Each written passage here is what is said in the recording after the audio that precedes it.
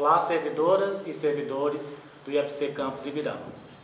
Me chamo Juniel, sou servidor da carreira técnico-administrativo do Campus de Ibirama e também sou integrante da direção do Sinasef Seção Rio do Sul.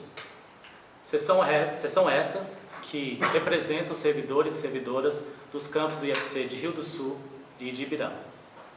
Nossa seção local vem fazendo uma série de entrevistas com os candidatos à diretoria, à direção-geral dos campos de Rio do Sul e de Ibirama. Hoje estou com o professor Douglas Horn, candidato a diretor-geral do campus de Ibirama, a qual desde já agradeço por ter aceitado o nosso convite.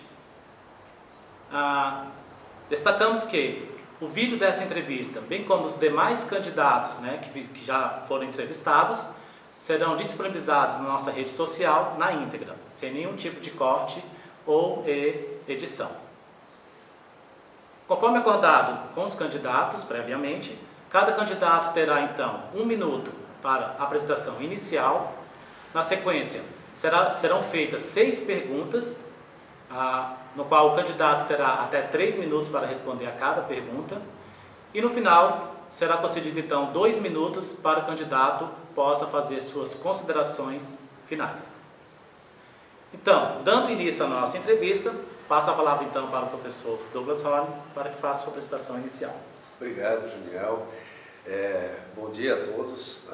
Eu sou o professor Douglas, sou professor desde dezembro de 2011 aqui no campus de Ibirama, sou professor de matemática, apesar da nossa área ser um pouco conturbada, gosto muito do que eu faço, gosto muito de trabalhar aqui no campus e estou como diretor e candidato também para a minha possível segunda gestão.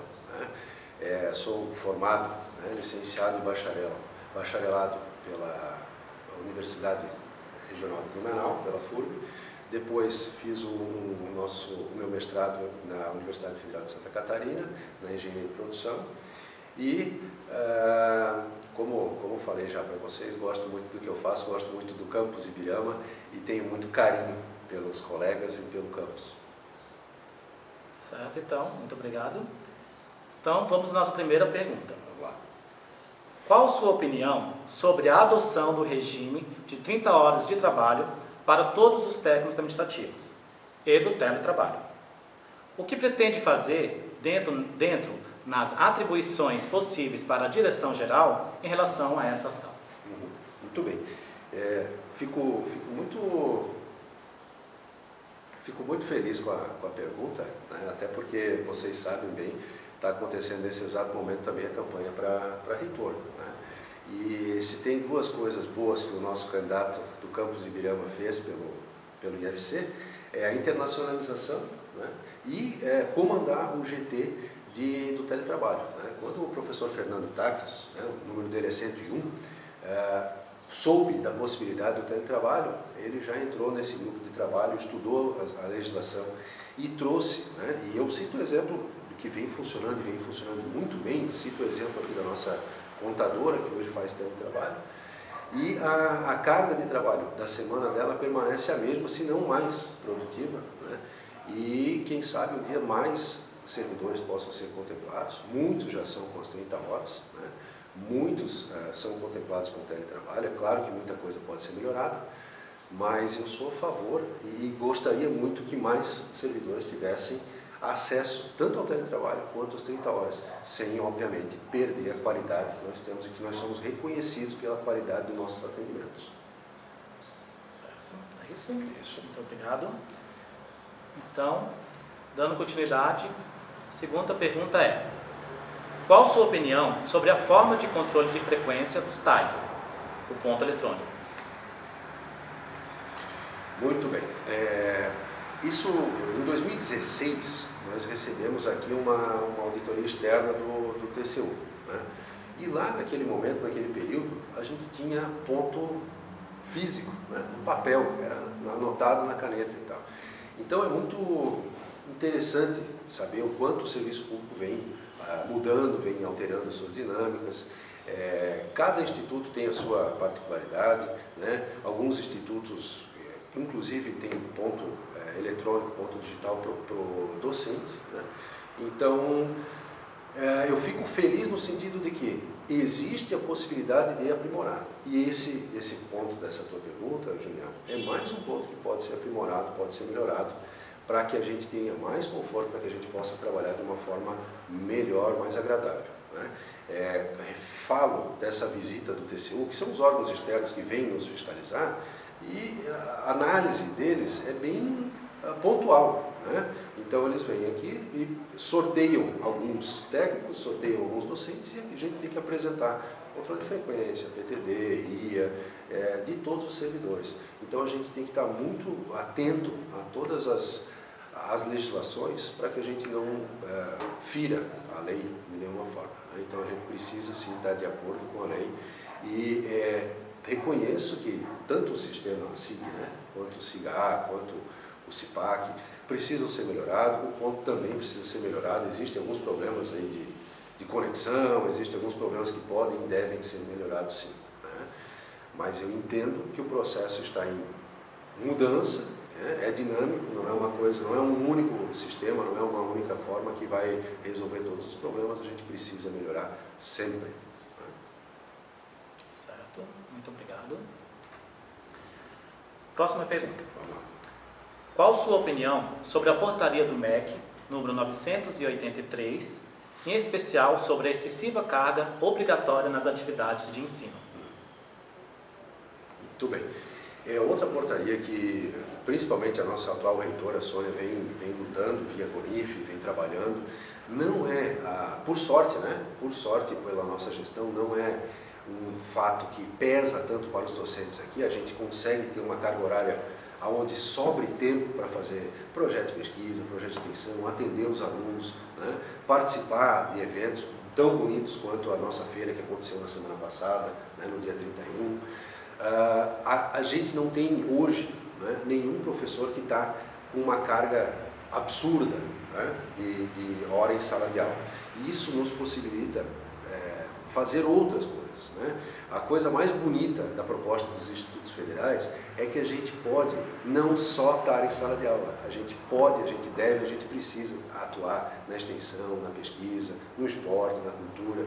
Então, de novo, né, essa portaria já várias vezes já se circulou que pode ser alterada, e eu acho que vai ser no futuro, né? Tomara que não seja um futuro tão longo, tão longe, mas existem professores, docentes aí em outros campos que têm uma carga horária muito alta, e a gente precisa adequar para que a ideia do Instituto Federal, dos institutos federais, não se perca, para que a gente possa continuar fazendo pesquisa, continuar fazendo extensão, continuar atendendo os nossos alunos, tá bem? É isso? Isso. Muito obrigado. Próxima pergunta. Como pretende pautar, sendo eleito, sua relação com a direção do Sinasef Rio do Sul? Muito bem. A gente brinca com a questão da porta aberta, e a porta aberta está literalmente aberta, né, todos os dias, né? Eu não estou sendo um diretor que não está no campus, eu sempre estou presente no campus, a porta sempre está aberta para todas as pessoas, para todos os servidores e inclusive para o Sinasef, né?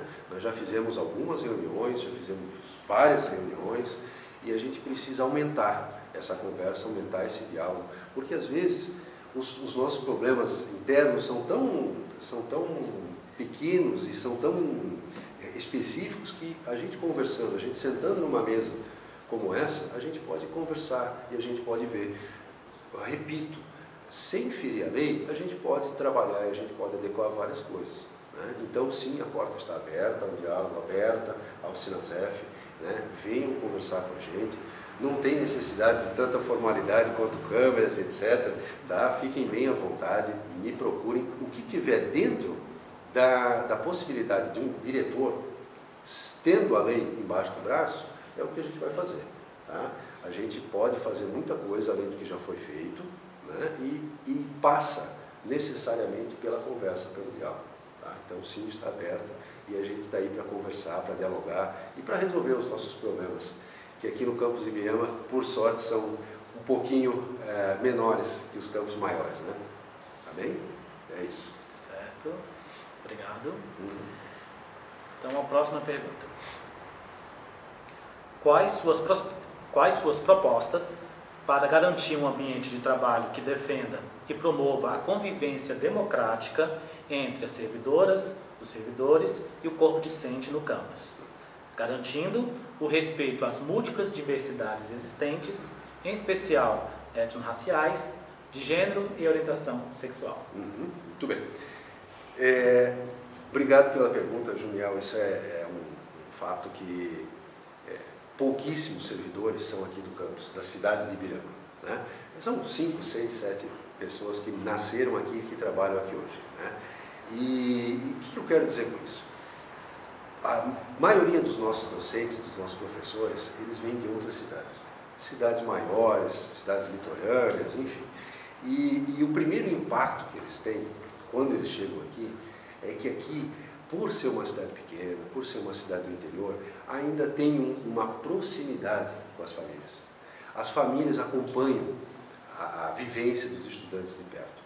E isso é muito bom, isso é muito saudável para nós, para o nosso campus, né? Então, existe um clima que é muito agradável, que é muito bacana. Os nossos alunos fazem brincadeiras, piadas típicas da idade da adolescência, mas eles ainda vêm de uma educação muito parecida com aquela que nós, que estamos na casa dos 40, tivemos, né? Uma educação que ainda se conversa em casa, que se conversa com o pai, se conversa com a mãe. Os pais, quando nos procuram, quando vêm aqui procurar por algum problema, por alguma nota baixa, enfim, esse tipo de situação, a gente consegue dialogar, a gente consegue conversar. Então isso é muito bacana. E como tantos professores vêm de fora, né, a gente consegue ter essa medida de que eu trabalhei em Florianópolis, eu trabalhei em Itajaí, eu trabalhei em Joinville, e é muito diferente esse contato com os estudantes. Aqui a gente consegue dialogar, aqui a gente consegue conversar, os alunos param no pátio, conversam com a gente. Nas salas de aula, obviamente, existem alguns poucos casos de indisciplina, mas, via de regra, os nossos estudantes são espetaculares, são sensacionais, a conversa, o diálogo é muito bom.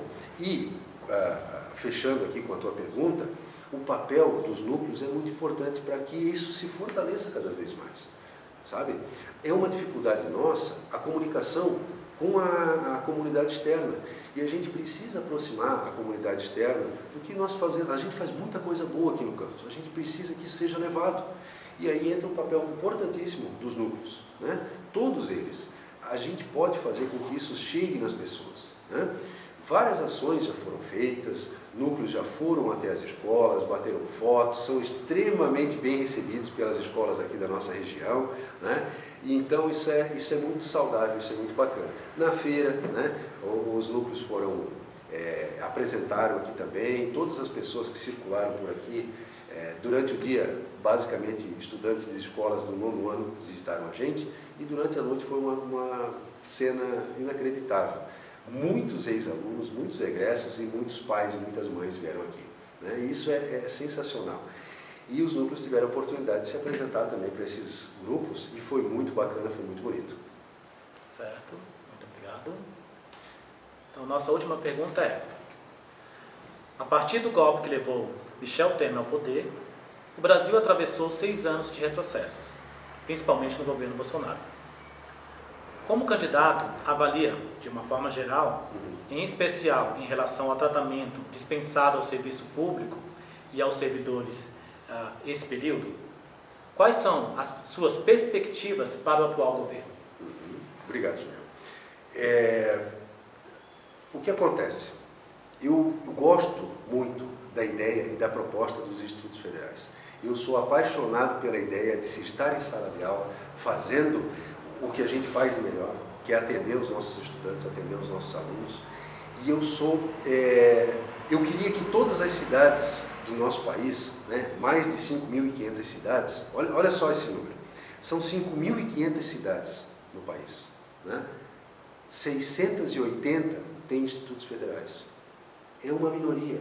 A cidade de Ibirama, a região de Ibirama aqui está sendo privilegiada em ter, já desde 2010, um campus do Instituto Federal. Então, eu sou apaixonado por essa proposta. Eu gostaria que todas as cidades tivessem um campus, né? Existe no atual governo a proposta de se chegar a 1.000, né? 683 para 1.000 ainda é pouco. ainda vão ficar várias e várias e várias cidades descobertas, sem ter essa possibilidade, sem ter o conhecimento do que acontece dentro dos institutos federais. Então eu fico encantado. É claro, cito a nossa reitora, a nossa atual reitora Sônia, em que ela defendeu via CONIF a ideia de que os que já existem sejam melhores equipados, né? Que a gente esteja pronto, né? O nosso campus é um campus 70-45. Seria muito bom que a gente tivesse 70 professores e 45 técnicos aqui. A gente está na metade disso. A gente precisa evoluir, mas eu sou muito a favor de que essas 300 cidades também sejam contempladas, né? Então, tomara que isso aconteça junto, tomara que essas cidades aqui ao nosso redor tenham campus do Instituto Federal Catarinense e que os que já existem sejam contemplados. A gente precisa de vários profissionais ainda.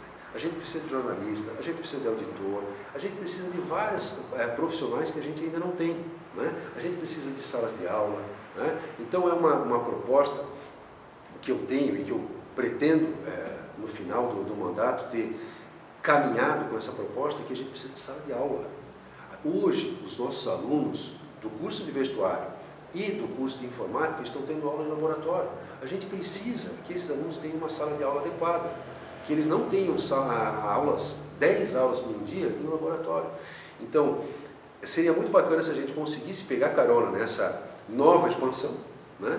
Muitos campos vão surgir e a gente vai ficar atento para que a gente possa evoluir junto, equipar melhor o campus, atender melhor os nossos estudantes e que eles parem de ter aula em laboratório, que eles consigam ter aula numa sala de aula como metade das nossos estudantes têm hoje uma sala de aula adequada, né? A outra metade está em laboratório e a gente precisa deixar o laboratório para ser laboratório, a sala de aula para ser sala de aula, para que a gente possa atender da melhor forma possível os nossos estudantes. Certo, muito obrigado. Então terminamos nossa série de perguntas e passo agora então a palavra para o professor, 2 minutos, para fazer suas considerações finais. Muito obrigado, Juniel. Colegas, o nosso campus hoje precisa dessa questão que eu acabei de falar das salas de aula. Nós precisamos encontrar uma forma de ter um projeto e ter mais salas de aula. E nós temos um outro gargalo, né, que é o período noturno. O período noturno precisa ter movimento. Nós só temos um curso, né, que é o curso de moda funcionando aqui à noite.